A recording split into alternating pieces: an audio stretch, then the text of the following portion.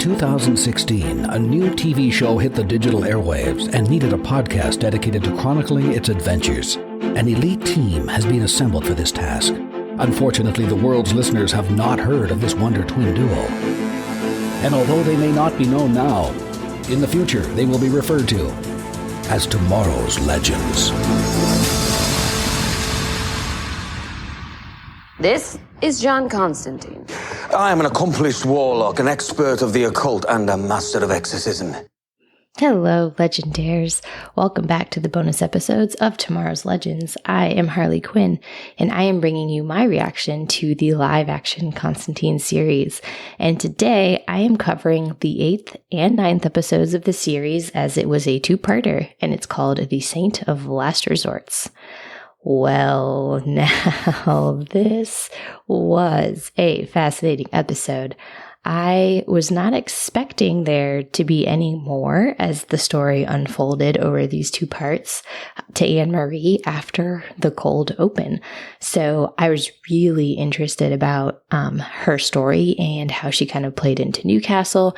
I feel like we got some good details there. And, of course, she was at Newcastle because, as I've noticed, John doesn't know anyone, or at least we're not introduced to anyone, who wasn't in some way connected to Newcastle.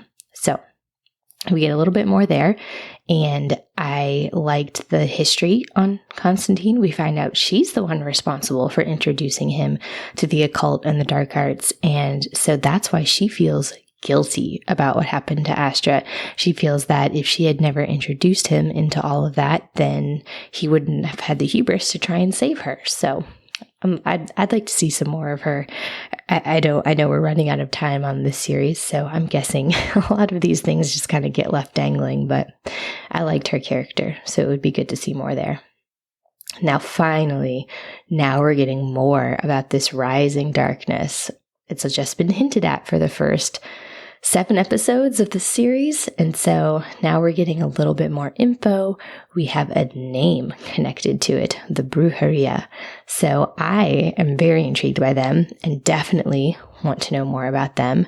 And I'm really thinking that Zed and her family and this weird dynamic that I'm about to jump into all has to be related back to the Brujeria. I mean, I don't think it's any coincidence that all of this was happening in Mexico City, and Zed speaks Spanish, so she obviously comes from a Spanish-speaking family. So there's got to be more to it, and we got that clip from Manny a little bit ago saying that, someone close to John was connected to all of this. So really interested to see how these next, what do I have left, 4 episodes? How they attempt to wrap this all up, or if they don't wrap this up. I'm guessing, and this is just a thought, just a feeling, they probably ended on a cliffhanger. Am I right? Anyway, don't tell me. I'll get there eventually.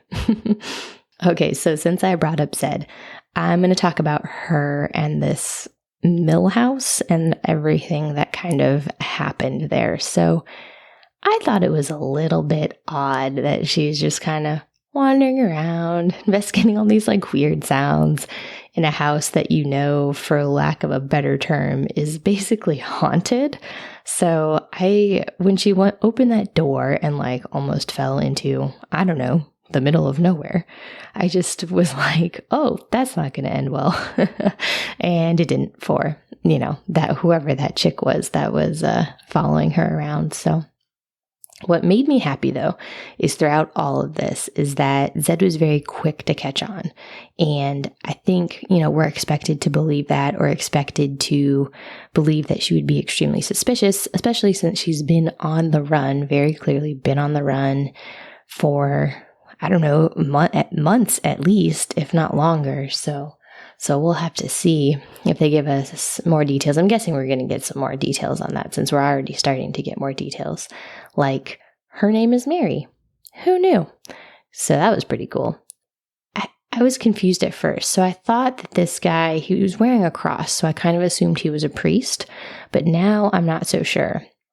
I thought at the time that was her dad. But it kind of seems like it's just one of his lackeys or something like that.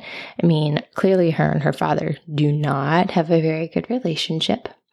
And exactly why was his name Eddie, refer to him as our father? Please tell me that was not supposed to be her brother, because she definitely kissed him, and that would have been disgusting.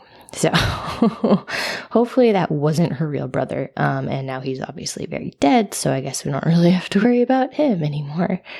The last note I have on all of these Zed scenes, which I did really enjoy, like all of this story with her and trying to her past catching up with her, and along with Constantine's past in a way, kind of catching up with him. I kind of liked that parallel. But there was it was truly terrible, this fight scene between her and the blonde lady. Like, it was awful.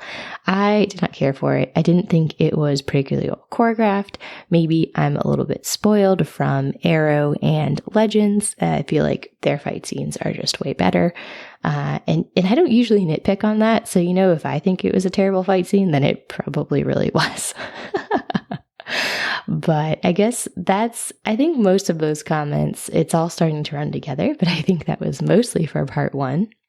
I thought that was pretty crazy cliffhanger to leave us on, because after this whole story with Constantine and Anne-Marie, and then, this, I don't know, crazy demon that was snatching babies, you got Constantine left to die in a sewer, and then Zed was captured by these people she was on the run from.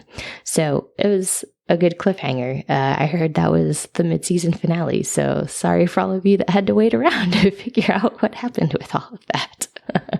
I just kept going and pressed play on the next episode, so lucky me. Now, I will say though, I feel like I should have been expecting this, but I wasn't. I didn't think that John would become like possessed by a demon, or I guess invite a demon into his body in order to save himself. It worked, luckily for him. But that was an interesting tactic. I'm not sure that I would have done the same. So now, of course, now that we get Zed has run away from these people, she's, I guess, sort of back on the run. I'm guessing she's going to have to come clean by the end of, I said the end of this episode in my notes because I was writing these notes as I was watching it.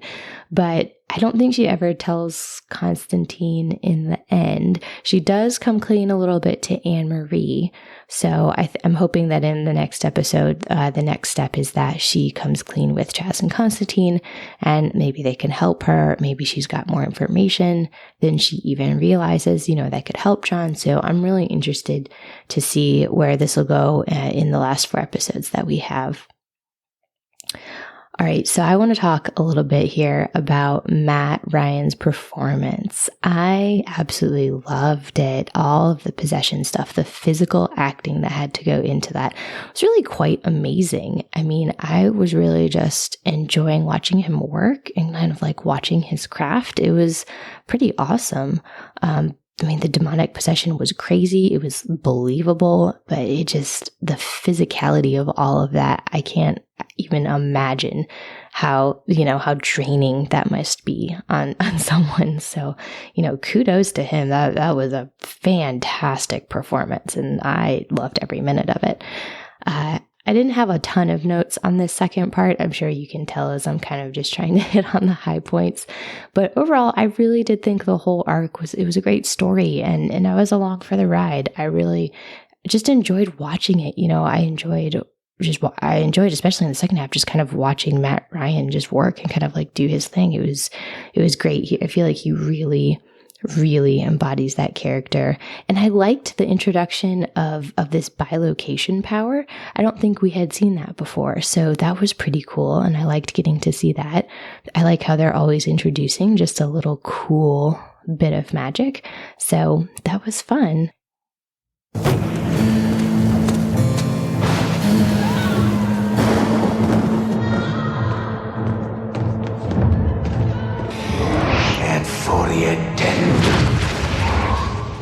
You never saw me, and everything is perfectly normal. So, as I'm sure you've realized by now, I never quite finished my Constantine watch over the break. So don't worry, I'm going to continue doing this for a little while, it looks like everyone will be getting 2 episodes of us a week, because you're going to have our normal, regular Legends episode that Martin and I do, and then until I finish out Constantine, you will continue to get these little bonus episodes. So sorry that I couldn't fit it all in the break. There was just a lot going on in my personal life, these last few months. So that's all I got on that. So again, if you're looking for a more detailed podcast dedicated to the series, I would recommend you listen to The Devil You Know, a Constantine podcast over on Golden Spiral Media. And until next time, this is Harley Quinn, and I'm out. Tomorrow's Legends is not affiliated with CBS, Warner Brothers, or the CW. We're a fan-made podcast for entertainment purposes only and are part of the Cybercast Network.